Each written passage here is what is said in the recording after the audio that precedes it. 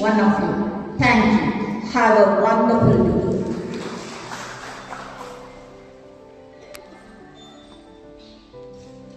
Thank you, ma'am, for the warm and gracious words of welcome. As a symbol of growth, care, and strong partnership between parents and teachers in nurturing our children, we shall now inaugurate today's meeting through the watering of a plant. I respectfully invite our esteemed correspondent, Reverend Father Vijay Kumar, our respected headmaster, Salvaraj sir, one parent representative from the nursery section, and one parent representative from the first standard section to kindly come forward and water the plant.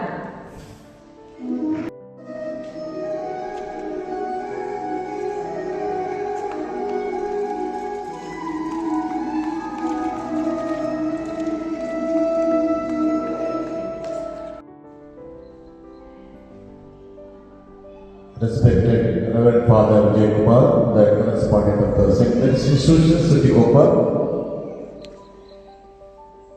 my dear parents and teachers, ನನ್ನ ನೆಚ್ಚಿನ ಪೋಷಕರೇ ಎಲ್ಲರಿಗೂ ನಮಸ್ಕಾರ.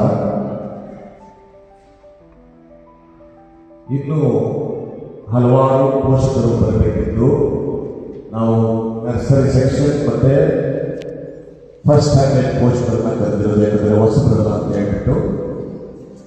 ಇನ್ನು ಎಲ್ಲರೂ ಬಂದಿದ್ರೆ ಚೆನ್ನಾಗಿರ್ತಾ ಇತ್ತು. ಆದರೂ ಕೂಡ ನಮ್ಮ ಕರೆಗೆ ಹೋಗಬೇಕು ತಾವೆಲ್ಲರೂ ಬಂದಿದ್ದೀರಿ. ಹಾಗಾಗಿ ನಾನು ನಮ್ಮ ವ್ಯವಸ್ಥಾಪಕರ ಪರವಾಗಿ, ನಾನೆಲ್ಲ ಶಿಕ್ಷಕ ಮಕ್ಕಳ ಪರವಾಗಿ ಹಾಗೂ ನನ್ನ ವೈಯಕ್ತಿಕ ಪರವಾಗಿ ನಿಮಗೆಲ್ಲರಿಗೂ ಅಭಿನಂದನೆ ಮತ್ತು ಧನ್ಯವಾದಗಳನ್ನು ಸಲ್ಲಿಸ್ತೇನೆ. ತಾವೆಲ್ಲರೂ ನಿಮ್ಮ ಕೆಲಸ ಕಾರ್ಯಗಳು ಏನಿದ್ರೂ ಸಹ ಎಲ್ಲವನ್ನು ಬದಿಗೊತ್ತಿ ತಾವೆಲ್ಲರೂ ಇಲ್ಲಿ ಬಂದಿದ್ದೀರಾ. ನಿಮ್ಮ ಮಕ್ಕಳ ಅನಂತ ಮುಂದಿನ ಭವಿಷ್ಯಕ್ಕೋಸ್ಕರ ತಾವೆಲ್ಲರೂ ನಮ್ಮೊಟ್ಟಿಗೆ ಸೇರಿ ನಾವು ಕೊಟ್ಟಂತಹ ಸಲಹೆಗಳನ್ನು ಕೇಳಿಕೊಂಡು ಮಕ್ಕಳನ್ನು ಮುಂದೆ ತರಲು ತಾವೆಲ್ಲರೂ ಬಂದಿದ್ದೀರಾ. ಮತ್ತೊಮ್ಮೆ ಧನ್ಯವಾದಗಳು.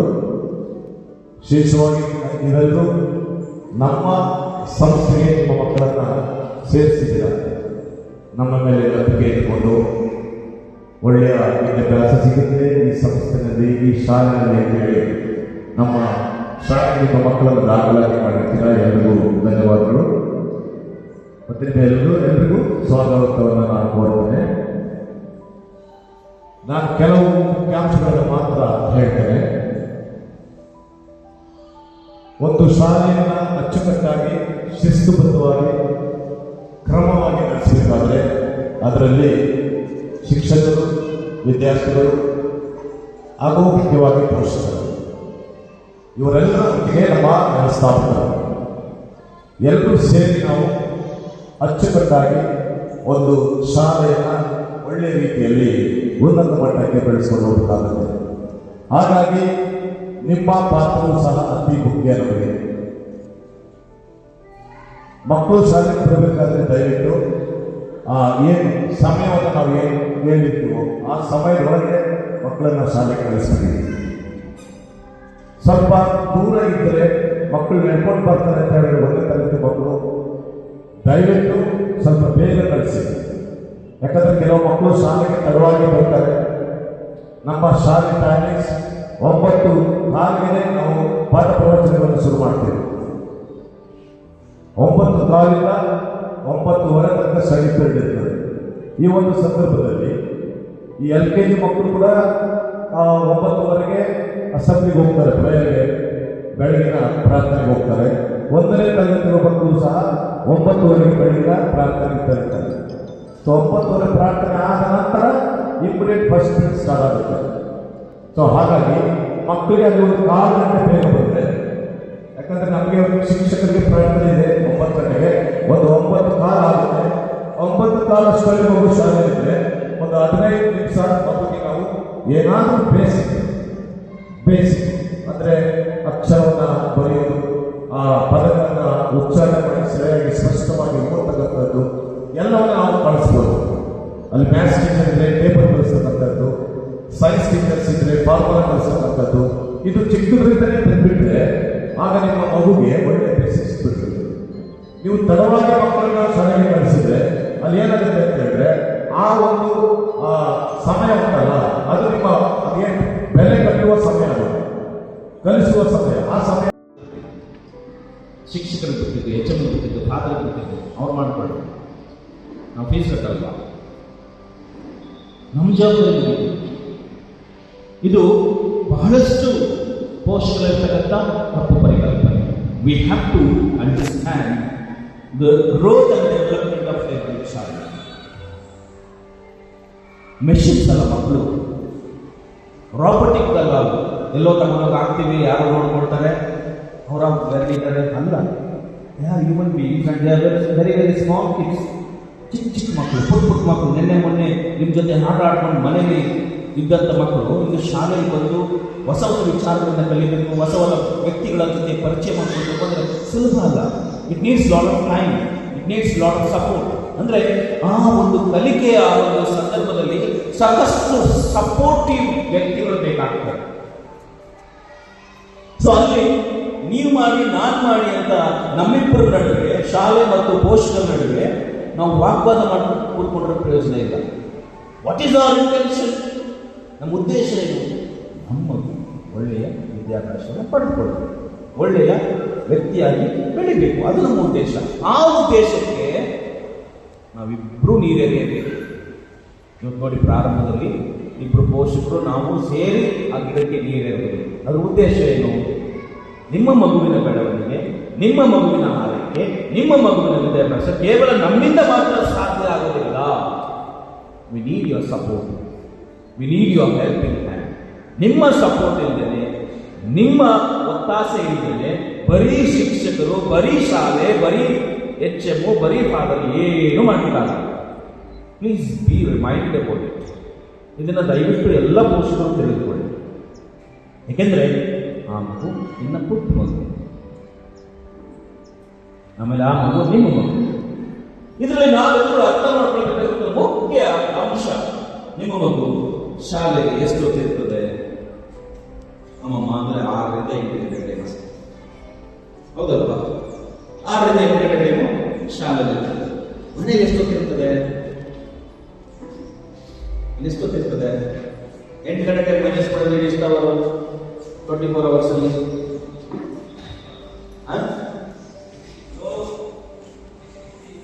ಅರ್ಥ ಆಗ್ತದೆ? ಮಾತಾಡಿ. ಆ ಕಡೆ ಯಾರು ಮಾತಾಡ್ತಾ ಇಲ್ಲ, ಮಹಿಳೆಯರು. ಇನ್ನು 16 ಗಂಟೆ ಟೈಮು ನಿಮ್ಮ ಜೊತೆ ಇರ್ತದೆ. ಸೊ ಹೆಚ್ಚಿನ ಸಮಯ ಯಾಕೆ ಕಳೆಯುವುದು? ಪೇರೆಂಟ್ಸ್. ಸೊ ಆಗ ಹೆಚ್ಚಿನ ಜವಾಬ್ದಾರಿ ಯಾರಿಗೆ ಬರ್ತದೆ? ಪೇರೆಂಟ್ಸ್. So stop blaming. ನಾವು ಫೀಸ್ ಕಟ್ಟಿದ್ದೀವಿ, ಸ್ಕೂಲ್ಗೆ ಸೇರಿಸ್ತೀವಿ, ಶಿಕ್ಷಕರೇ ಎಲ್ಲದನ್ನೂ ಮಾಡಬೇಕು, ಖಂಡಿತ ಮಾಡ್ತಾರೆ, ಮಾಡ್ತಾರೆ. ಆದರೆ ಹೆಚ್ಚಿನ ಸಮಯ ಬೇಕಾಗಿರುವುದು ನಿಮ್ಮ ಮಕ್ಕಳಿಗೆ, ನಮಗಲ್ಲ, ನಿಮಗೆ. ಇದನ್ನ ಮೊದಲು ಅರ್ಥ ಮಾಡಬೇಕು. ನಮ್ಮದೇ ಸಮಯ ನಮ್ಮಿಂದ ಕಲಿಬೇಕಾಗಿ ಬೇಕಾದಷ್ಟಿದೆ. ಹಾಗಾಗಿ ನಾವು ಕೂಡ ಸ್ವಲ್ಪ ಒತ್ತಾಸೆ ಮಾಡಬೇಕು. ಶಿಕ್ಷಕರ ಜೊತೆ ಕೈ ಜೋಡಿಸಬೇಕು. ಪ್ರತಿದಿನ ನನ್ನ ಮಗುವಿನ ಜೊತೆ ನಾನು ಸ್ವಲ್ಪ ಸಮಯ ಕಳಿಬೇಕು. ಪ್ರತಿದಿನ ನನ್ನ ಮಗು ಏನು ಕಲ್ತ್ಕೊಂಡು ಬಂದಿದೆ, ಏನು ಹೊಸ ವಿಚಾರ ತಿಳ್ಕೊಂಡು ಬಂದಿದೆ ಅನ್ನೋದನ್ನ ನಾನು ಪರೀಕ್ಷೆ ಮಾಡಬೇಕು. ಇದನ್ನು ಪ್ರತಿಯೊಬ್ಬ ಪೋಷಕರು ಮಾಡಿದಾಗ ಮಾತ್ರ ಮಗುವಿನ ಸರ್ವತೋಮುಖ ಬೆಳವಣಿಗೆಗೆ ಸಾಧ್ಯವಾಗುತ್ತೆ. ಇದೆಲ್ಲ ಏನಾಗುತ್ತೆ ಗೊತ್ತಾ? ನೀವು ಮನೆಯಲ್ಲಿ ಯಾವುದೇ ರೀತಿಯಾದ ಅವಲೋಕನ ಮಾಡಲಿಲ್ಲ, ಪರೀಕ್ಷೆ ಮಾಡಲಿಲ್ಲ, ಚೆಕ್ ಮಾಡಲಿಲ್ಲ, ಕೇಳಲಿಲ್ಲ, ಸಮಯ ಕೊಡಲಿಲ್ಲ ಅಂದ್ರೆ ಏನಾಗುತ್ತೆ? ಮಗು ಏನು ಬೇಕು ಅಂತ ಮಾಡ್ಕೊಂಡು ನಮ್ಗೆ ಯಾವ ರೀತಿ ಬೇಕು ಮಗು ಅಂತ ಬೆಳೆಸಬೇಕಾದ್ರೆ ಪ್ರತಿದಿನ ನಾವು ಮಗುವಿನ ಜೊತೆ ಕೂತ್ಕೊಳ್ಬೇಕು. ನಾವು ಹಲವು ರೀತಿಯಾದ ಪೋಷಕರನ್ನು ಕಾಣ್ತೇವೆ. ಒಂದು ಓವರ್ ಪ್ರೊಟೆಕ್ಟಿವ್ ಅಂದ್ರೆ ನನ್ನ ಮಗುಗೆ ಏನೂ ಆಗಬಾರ್ದು, ನನ್ನ ಏನು ತೊಂದರೆ ಆಗಬಾರ್ದು, ಆ ರೀತಿ ಓವರ್ ಪ್ರೊಟೆಕ್ಟ್ ಮಾಡಿ, ಓವರ್ ಕೇರಿಂಗ್, ತುಂಬಾ ಹೆಚ್ಚು ನಾವು ಲಾಲನೆ ಪಾಲನೆ ಮಾಡಿಕೊಂಡು ಮಗುವನ್ನ ಬೆಳೆಸುವುದು. ಇದು ಕೂಡ ತಪ್ಪು. ಹಾಗಾಗಿ ನಾವು ಮಕ್ಕಳಿಗೆ ಟಿವಿ ಕೊಡ್ತೀವಿ. ನಮ್ಮ ಸಮಯ ಕೊಡಲಿಕ್ಕಾಗೋದಿಲ್ಲ, ಹಾಗಾಗಿ ನಾವು ಮಕ್ಕಳಿಗೆ ಆಟಿಕೆಗಳನ್ನು ಕೊಡ್ತೀವಿ.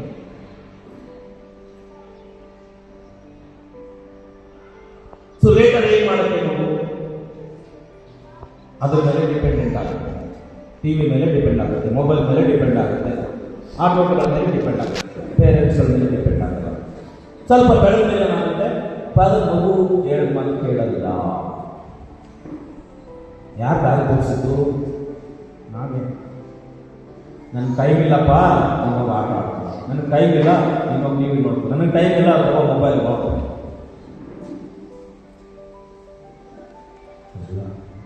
ಪ್ರತಿದಿನ ನಿಮ್ಗೆ ಏನೇ ಕೆಲಸ ಇರಲಿ, ನಿಮ್ಗೆ ಏನೇ ಒತ್ತಡ ಇರಲಿ, ನಿಮಗೆ ಎಷ್ಟೇ ಟಯರ್ಡ್ ಆಗಿರಿ, ನಿಮ್ಮ ಮಗುವಿನ ಜೊತೆ ಸ್ವಲ್ಪ ಸಮಯ ಕಳೀಬೇಕು. ಹಲವು ಬಾರಿ ಏನಾಗ್ತದೆ ಅಂದರೆ, ನಾನು ಮಹಿಳೆಯರನ್ನ ಪ್ಲೇನ್ ಮಾಡೋದಿಲ್ಲ, ಹಲವಾರು ಕುಟುಂಬಗಳಲ್ಲಿ ಮಹಿಳೆಯರು ಆದಷ್ಟು ಸಮಯವನ್ನು ಮಕ್ಕಳು ಕೊಡ್ತಾರೆ. ಆದರೆ ತಂದೆಯಿಂದಲೂ ಸಮಯ ಕೊಡೋದು ತುಂಬ ಕಡಿಮೆ. ಅರ್ಥ ಆಗ್ತದೆ, ನಿಮಗೆ ಟೆನ್ಷನ್ ಇರ್ತದೆ, ನಿಮಗೆ ಉದ್ಯೋಗ ಇರ್ತದೆ, ಕೆಲಸ ಇರ್ತದೆ, ಸುತ್ತಾಡ್ಕೊಂಡು ಬಂದಿರ್ತೀರ, ಟಯರ್ಡ್ ಆಗಿರ್ತೀರ, ಅದೆಲ್ಲದರ ನಡುವೆ ನಿಮ್ಮ ಮಗುವಿಗೆ ಸ್ವಲ್ಪ ಸಮಯ ಕೊಡಬೇಕು. ನಿಮ್ಮ ಸಂಪಾದನೆ, ನಿಮ್ಮ ದುಡ್ಡು ಯಾರಿಗ? ಅದೇ ಮಗುವಿಗಲ್ವ? ಆ ಮಗುವಿನ ವಯಸ್ಸು ಮತ್ತೆ ತಿರುಗಿ ಬರಲ್ಲ. 3 ವರ್ಷ, 4 ವರ್ಷ, 5 ವರ್ಷ ಮಗುವಿಗೆ ಇದೆಯಲ್ಲ, ಅದು ಮತ್ತೆ ಬರಲ್ಲ. You won't get the same child again. You won't get that age again. That child will never get that experience again. ಪ್ರತಿದಿನ ವೆರಿ ವೆರಿ ಇಂಪಾರ್ಟೆಂಟ್. ಪ್ರತಿಯೊಂದು ಹಂತ ವೆರಿ ವೆರಿ ಇಂಪಾರ್ಟೆಂಟ್. ಆ ಮಗುವಿನ ಬೆಳವಣಿಗೆಗೆ ತಂದೆ ತಾಯಿಗಳ ಪಾತ್ರ ಬಹಳಷ್ಟು ಮುಖ್ಯ. ಸೊ ಮಕ್ಕಳ ಬೆಳವಣಿಗೆಗೆ ನಾವು ಇದೆಲ್ಲವನ್ನು ಅರ್ಥ ಮಾಡಿಕೊಂಡು ಅವರ ಜೊತೆ ನಾವು ಸಮಯವನ್ನು ಕಳೆಯಬೇಕು. ಇಂದು ನಮ್ಮ ಸಮಾಜದಲ್ಲಿ, ನಮ್ಮ ಕುಟುಂಬಗಳಲ್ಲಿ ಬಹಳಷ್ಟು ತೊಂದರೆಗಳಾಗ್ತಿರೋದು, ಮಕ್ಕಳ ಬೆಳವಣಿಗೆಗೆ ಕುಂಠಿತ ಆಗ್ತಿರೋದು. ಯಾಕಂದ್ರೆ ನಾವು ಅವ್ರ ಜೊತೆ ಸಮಯವನ್ನು ಕಳೀತಾ ಇಲ್ಲ. ಇಂದು ಎಷ್ಟೋ ಜನರಿಗೆ ಸಮಯ ಕಳೆದಿರೋದು ಏನು ತಿಳ್ಕೊಂಡ್ಬಿಟ್ಟವ್ರೆ, ರಜೆ ಸಿಕ್ಕಿದಾಗ ಮಕ್ಕಳಿಗೆ ಕರ್ಕೊಂಡೋಗಿ ಫ್ಯಾಂಟಸಿ ಪಾರ್ಕ್ ಕರ್ಕೊಂಡೋಗಿ ಆಟ ಆಡಿಸೋದು, ಅದು ಸಮಯ ಕಳೆದು ಇಂದಿನ ಪೇರೆಂಟ್ಸ್ಗಳಿಗೆ. ರಜೆ ಸಿಕ್ಕಿದಾಗ ಮಕ್ಕಳಿಗೆ ಕರ್ಕೊಂಡೋಗಿ ಮೂವಿಗೆ ಹೋಗೋದು, ಅದು ಮಕ್ಕಳ ಜೊತೆ ಸಮಯ ಕಳೆದು. ಸಮಯ ಸಿಕ್ಕಿದಾಗ ಮಕ್ಕಳ ಕರ್ಕೊಂಡು ಪ್ರೋಗ್ರಾಮ್ಗಳು ಹೋಗೋದು, ಅದು ಸಮಯ ಕಳೆದು ಇಂದಿನ ಪೇರೆಂಟ್ಸ್ಗಳಿಗೆ. ಇನ್ನೂ ಕೆಲವು ಪೇರೆಂಟ್ಸ್ಗಳಿಗೆ ಸಮಯ ಸಿಕ್ಕಾಗ ಮಕ್ಕಳನ್ನ ಕರ್ಕೊಂಡು ಹೋಗ್ಬಿಟ್ಟು ಶಾಪಿಂಗ್ ಮಾಲ್ಸು, ಅಲ್ಲಿರ್ತಕ್ಕಂಥ ವಿಡಿಯೋ ಗೇಮ್ಸು ಇವುಗಳನ್ನು ಆಡಿಸೋದು, ಇದು ಮಕ್ಕಳನ್ನ ಸಮಯ ಕಳೆಯೋದು. ಇದೆಲ್ಲ ಮಕ್ಕಳು ಬೇಕಾಗಿರುವ ಸಮಯ. Again what you are doing, you are shifting the venue. ನಿಮ್ಮ ಮನೆಯಲ್ಲಿರ್ಬೋದು, ಬೇರೆ ಕಡೆ ಹೋಗ್ಬಿಟ್ಟು ಅಲ್ಲಿ ಒಂದು ಮೆಷಿನ್ ಹತ್ರ ಹೋಗಿ ಆಟ ಆಡೋದು, ಅಲ್ಲಿ ಬೇರೆ ಜನಗಳು ನೋಡು, ಬೇರೆ ಮಕ್ಕಳ ಜೊತೆ ಇದ್ದು ಯಾವುದೋ ಒಂದು ಫ್ಯಾಂಟಸಿ ಪಾರ್ಕಲ್ಲಿ ಆಟ ಆಡೋದು. Where are you? ಮಗು ಅದೆಲ್ಲ ಬೇಕಾಗಿರೋದು ನೀವು. ಮಗು ಬೇಕಾಗಿರೋದು ಫ್ಯಾಂಟಸಿ ಪಾರ್ಕು ಅಥವಾ ಇನ್ನೇನಲ್ಲ, ನಿಮ್ಮ ಜೊತೆ ಇರಬೇಕು ಅಂತ ಆಸೆ ಪಡ್ತದೆ ಮಗು, ನಿಮ್ಮ ಜೊತೆ ಸಮಯ ಕಳೆಯಬೇಕು ಅಂತ ಆಸೆ ಪಡ್ತದೆ. ಅದನ್ನ ಹಿಂದೆ ಎಷ್ಟೋ ಪೋಷಕರು ಮಾಡ್ತಾರೆ. That is where children lose most of their beautiful memory. ಹಾಗಾಗಿ ಪೋಷಕರಿಗೆ ನಾನು ವಿನಂತಿಸಿಕೊಳ್ಳೋದೇನೆಂದರೆ, ಪ್ರತಿದಿನ ನಿಮಗೆ ಆದಷ್ಟು ಸಮಯವನ್ನು ನಿಮ್ಮ ಮಗುವಿನ ಜೊತೆ ಕಳೆಯಿರಿ. ಸ್ವಲ್ಪ ಏನು ಕಳ್ಕೊಳ್ಳೋದಿಲ್ಲ, ಏನು ಕಳ್ಕೊಳ್ಳೋದಿಲ್ಲ. ಅದು ಮಕ್ಕಳಲ್ಲಿ ಸೆಲ್ಫ್ ಕಾನ್ಫಿಡೆನ್ಸ್ ಹೆಚ್ಚಿಸ್ತದೆ, ಮಕ್ಕಳಲ್ಲಿ ಹೆಚ್ಚಿನ ಶಿಸ್ತನ್ನು ಅಳವಡಿಸಿಕೊಳ್ಳಲಿಕ್ಕೆ ಕಾರಣ. ಹಲವು ಬಾರಿ ನಾವು ಮಕ್ಕಳು ಆಗಿರಬೇಕು, ಈಗಿರಬೇಕು ಅಂತ ಎಕ್ಸ್ಪೆಕ್ಟೇಷನ್ ಮಾಡ್ತೀವಿ. ಆದರೆ ನಾವು ಹೇಗಿದ್ದೀವಿ ಅಂತ ಅರ್ಥ ಮಾಡ್ಕೊಳ್ಳೋದು. ನಾವೇನಿದ್ದೀವಿ, what are we, how are we. ನನ್ನ ಮಗು ಹೀಗೆ ಇರಬೇಕು, ಹೀಗೆ ನಿಂತ್ಕೊಳ್ಬೇಕು, ಇದನ್ನೇ ಮಾಡಬೇಕು, ಇದು ಶಿಸ್ತಾಗಿರಬೇಕು ಅಂತ ಹೇಳ್ತೀವಿ. ನಾನು ಯಾವ ಥರ ಇದ್ದೀನಿ? ನಾವು ಯಾರು ಅದನ್ನು ಯೋಚನೆ ಮಾಡಲ್ಲ. See what I am not, I cannot expect from the other. ನನ್ನಲ್ಲಿ ಎಲ್ಲಿರೋದನ್ನು ನಾನು ನನ್ನ ಮಕ್ಕಳಲ್ಲಿ ಎಕ್ಸ್ಪೆಕ್ಟೇಷನ್ ಮಾಡೋದು ನನ್ನ ಮೂರ್ಖತನ. ಆಗಲ್ಲ ಅದು. ಯಾಕೆಂದ್ರೆ ಮಕ್ಕಳು ಯಾವಾಗಲೂ ಕೇಳೋದಕ್ಕಿಂತ ನೋಡೋದನ್ನು ಜಾಸ್ತಿ ಆಕರ್ಷಕರಾಗ್ತಾರೆ. ನಾವು 1000 ಸಲ ಹೇಳ್ಬೋದು, ಅದನ್ನ ಮಾಡ್ಬೇಡ, ಇದನ್ನ ಮಾಡ್ಬೇಡ, ಅದು ಕೂತ್ಕೊಳ್ಬೇಡ, ಈಗ ಕೂತ್ಕೊಳ್ಬೇಡ, ಈಗಿರು ಆಗಿರು ಅಂತ 1000 ಸಲ ಹೇಳ್ಬೋದು. ಅದು ಯಾವುದು ಕೂಡ ಹೋಗಲ್ಲ. ಜಾಸ್ತಿ ಆಕರ್ಷಿತವಾದವರು ಮಗು ಏನನ್ನು ನೋಡ್ತದೆ ನಿಮ್ಮಲ್ಲಿ, ಅದರಿಂದ what is sees in you is very very important. ಅದರಲ್ಲಿ ಬೇಗ ಆಕರ್ಷಣೆ ಆಗ್ತದೆ ಮಗು. ಸೊ ಹಾಗಾಗಿ ನೀವು ಯಾವ ರೀತಿ ಇದ್ದೀರಾ ಆ ರೀತಿ ನಿಮ್ಮ ಮಗು ಆಗ್ತದೆ. ನೀವು ಯಾವ ರೀತಿ ಹೇಳ್ತೀರಾ ಅಂತ ಆಗಲ್ಲ ಮಗು. ನೀವು ಯಾವ ರೀತಿ ಬೋಧನೆ ಮಾಡ್ತೀರಾ ಅಂತ ಆಗಲ್ಲ ಮಗು. ನೀವು ಯಾವ ರೀತಿ ನಡ್ಕೊಳ್ತೀರಾ ಅಂತ ಆಗ್ತಾರೆ. ಸೊ ನಡತೆ ಬಹಳ ಮುಖ್ಯ ನಿಮ್ಮ ಜೀವನದಲ್ಲಿ. ಅದರಲ್ಲಿಯೂ ಕೂಡ ವಿಶೇಷವಾಗಿ ನೀವು ಇಲ್ಲಿರ್ತಕ್ಕಂಥ ಪೋಷಕರು ಆ ಚಿಕ್ಕ ವಯಸ್ಸಿದೆಯಲ್ಲ, 3 ವರ್ಷದಿಂದ 10 ವರ್ಷ ಅಥವಾ 12 ವರ್ಷ, ವೆರಿ ವೆರಿ ಇಂಪಾರ್ಟೆಂಟ್. ಅಲ್ಲಿ ನಿಮ್ಮ ನಡೆ ನುಡಿ ಹೇಗಿದೆ ಅದನ್ನು ನೀವೇ ವಾಚ್ ಮಾಡಬೇಕು. ನೀವೇ ವಾಚ್ ಮಾಡಬೇಕು.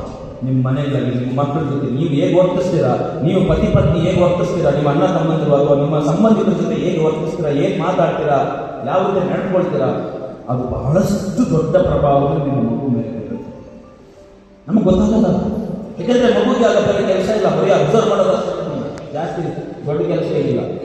ನಿಮಗೆ ಬೇರೆ ಹೋಗ್ತಾರೆ, ಬೇರೆ ಎಲ್ಲ ಕೆಲಸ ಇರ್ತದೆ, ನೀವು ಜಾಸ್ತಿ ಅಬ್ಸರ್ವ್ ಮಾಡೋಕ್ಕಾಗಲ್ಲ ನಿಮ್ಮ ಮಗುನ. ಆದರೆ ನಿಮ್ಮ ಮಗು ನಿಮ್ಮನ್ನ ಜಾಸ್ತಿ ಅಬ್ಸರ್ವ್ ಮಾಡುತ್ತೆ. ನಿಮ್ಮ ಪ್ರತಿಯೊಂದು ನಡೆ ನುಡಿ, ನಿಮ್ಮ ಪ್ರತಿಯೊಂದು ಹಾವ ಭಾವ ಎಲ್ಲವನ್ನ ಬಹಳಷ್ಟು ಸೂಕ್ಷ್ಮವಾಗಿ ಅದು ಅಬ್ಸರ್ವ್ ಮಾಡುತ್ತೆ, ಎಲ್ಲವನ್ನ ಗ್ರಾಸ್ಪ್ ಮಾಡುತ್ತೆ, ಎಲ್ಲವನ್ನ ಅರ್ಥ ಮಾಡ್ಕೊಳ್ತೇವೆ.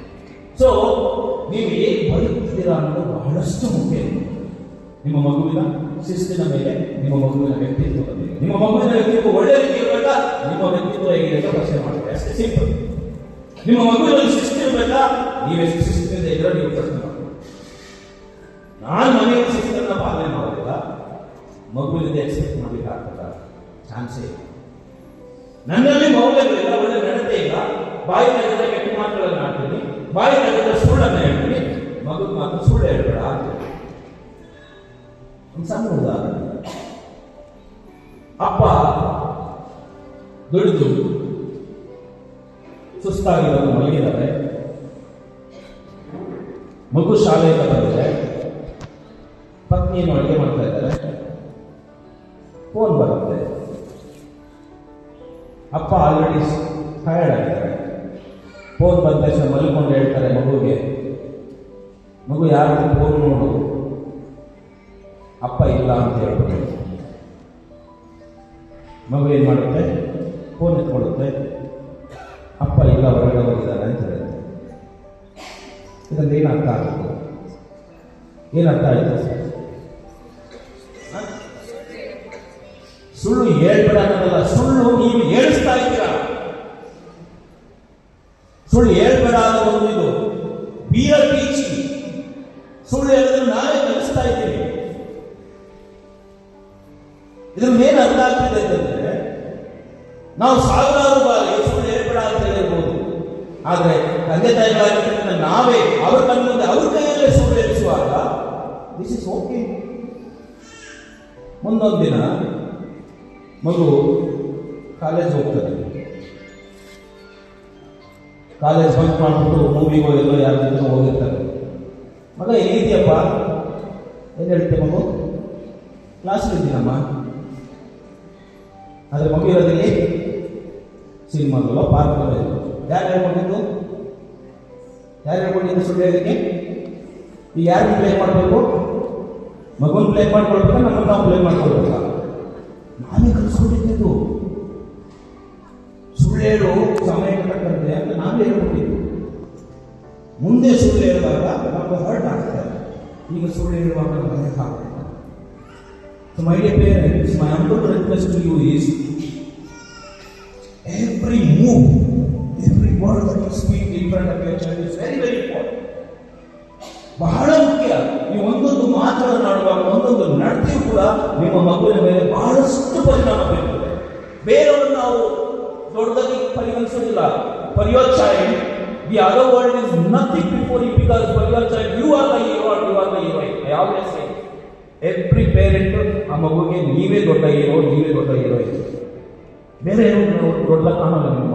ಸೊ ನೀವು ಏನೇ ಮಾಡಿದ್ರು ಕೂಡ that is going to have a great impact on your child. ದೊಡ್ಡ ದೊಡ್ಡ ಪರಿಣಾಮ ಇರುತ್ತೆ ನೀವೇನೇ ಮಾಡಿದ್ರು ಕೂಡ. ಸೊ ಆಗಿರ್ಬೇಕಾದ್ರೆ as a parent, my humble request to is, please take care of your moves, take care of your words when you are at home, when you are with your child.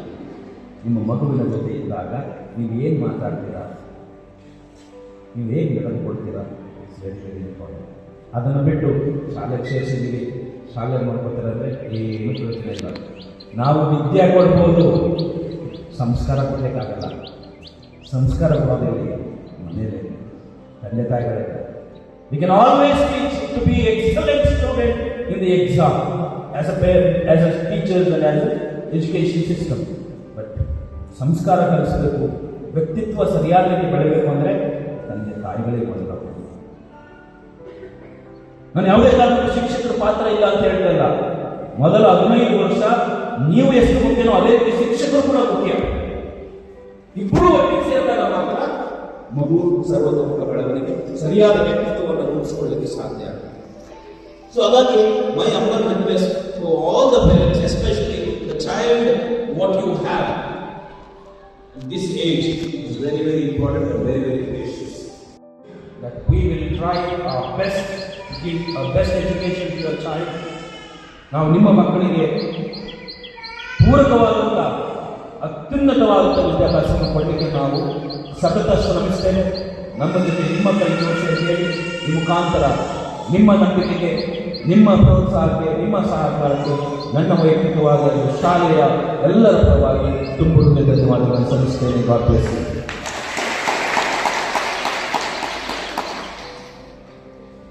Gratitude is the memory of the heart.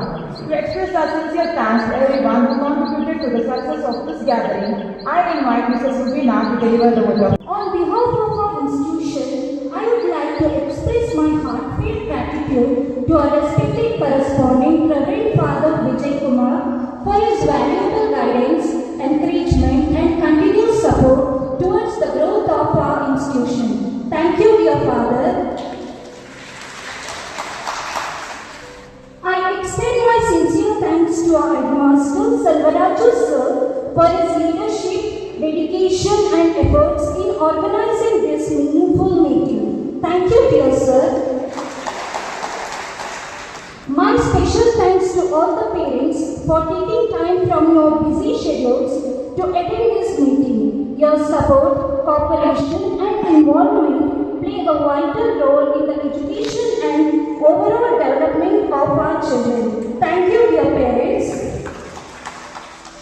I also thank all our teachers for their hard work, commitment, and contribution in making this meeting successful. Thank you, dear teachers. Finally, I thank everyone present here for your participation and support.